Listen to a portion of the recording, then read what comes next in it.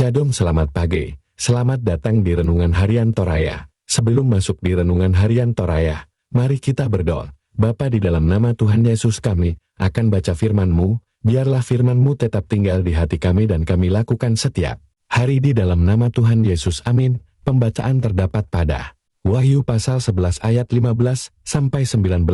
Sangkakala yang ketujuh, nyanyian puji-pujian para tua-tua. Lalu malaikat yang ketujuh meniup sangkakalanya, dan terdengarlah suara-suara nyaring di dalam sorga. Katanya, pemerintahan atas dunia dipegang oleh Tuhan kita dan Dia yang diurapinya, dan Ia akan memerintah sebagai Raja sampai selama-lamanya. Dan ke-24 tua-tua yang duduk di hadapan Allah di atas tahta mereka tersungkur dan menyembah Allah sambil berkata, kami mengucap syukur kepadamu, ya Tuhan, Allah, yang Maha Kuasa, yang ada dan yang sudah ada.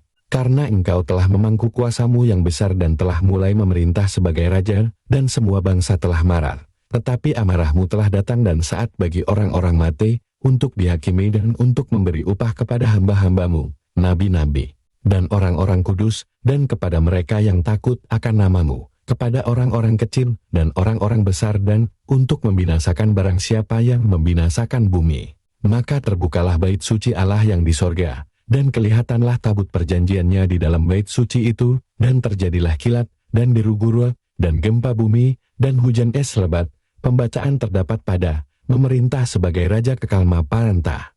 Kento datu, matontongan di dunia ini, para raja, pemimpin ataupun pemerintah silih berganti, dalam melaksanakan pemerintahan, semua dibatasi oleh waktu dan keadaan yang mengharuskan terjadinya pergantian kepemimpinan itu, baik secara damai pun dengan kekerasan atau kudeta. Namun tidak demikian dengan pemerintahan Tuhan, Allah yang Maha Kuasa. Dalam penglihatan Yohanes, nampaklah bagaimana penghuni surga memuji Allah yang memerintah termasuk atas dunia. Pemerintahan yang tidak dibatasi oleh waktu dan tidak tersentuh oleh kuasa manapun. Allah memerintah sebagai Raja untuk selama-lamanya, sebagai Raja yang kekal. Dalam penglihatan itu pula, diungkapkan bahwa bangsa-bangsa yang melawan Allah akan mengalami murkanya, dan mereka yang merusak bumi akan dibinasakan. Allah akan tampil sebagai hakim yang menghakimi orang-orang mati serta akan memberi upah kepada orang-orang yang takut akan Dia. Semua orang akan tunduk dan menyembah kepada Allah, serta kepada Dia yang diurapinya, jikalau kekuasaan dan pemerintahan Allah itu kekal adanya, yang mencakup surga dan bumi, dan bahwa Allah lah yang akan menghakimi setiap orang. Maka sudahlah sepatutnya setiap orang hidup berpaut padanya, dan takut akan Dia. Hidup berpaut dan takut akan Allah adalah jaminan untuk menerima upah kehidupan kekal, dan bukan upah kebinasaan. Dan kita bersyukur bahwa Kristuslah Tuhan, Raja dan Hakim yang ditetapkan oleh Allah Bapa. Di dalam Dia kita beroleh jaminan pembenaran, karena iman dan kepastian keselamatan untuk hidup kekal sebagai warga kerajaan Allah.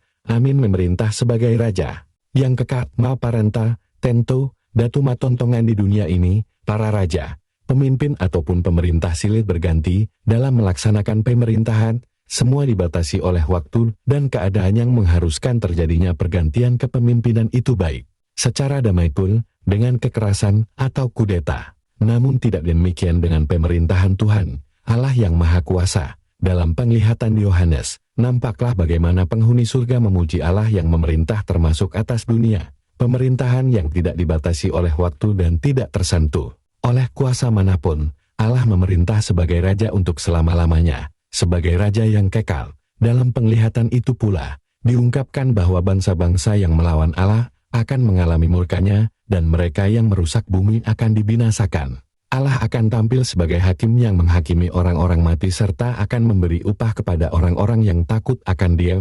Semua orang akan tunduk dan menyembah kepada Allah, serta kepada Dia yang diurapinya, jikalau kekuasaan dan pemerintahan Allah itu kekal adanya, yang mencakup surga dan bumi, dan bahwa Allah lah yang akan menghakimi setiap orang. Maka sudahlah sepatutnya setiap orang hidup berpaut padanya, dan takut akan Dia. Hidup berpaut dan takut akan Allah adalah jaminan untuk menerima upah kehidupan kekal, dan bukan upah kebinasaan. Dan kita bersyukur bahwa Kristuslah Tuhan, Raja dan Hakim yang ditetapkan oleh Allah Bapa. Di dalam Dia kita beroleh jaminan pembenaran, karena iman dan kepastian keselamatan untuk hidup kekal sebagai warga kerajaan Allah. Amin. Mari kita berdoa. Bapa, di dalam nama Tuhan Yesus kami telah baca firman-Mu, Biarlah firman-Mu tetap tinggal di hati kami dan kami lakukan setiap hari di dalam nama Tuhan Yesus. Amin. Selamat pagi, selamat beraktivitas, Tuhan Yesus memberkati. Amin. Amin.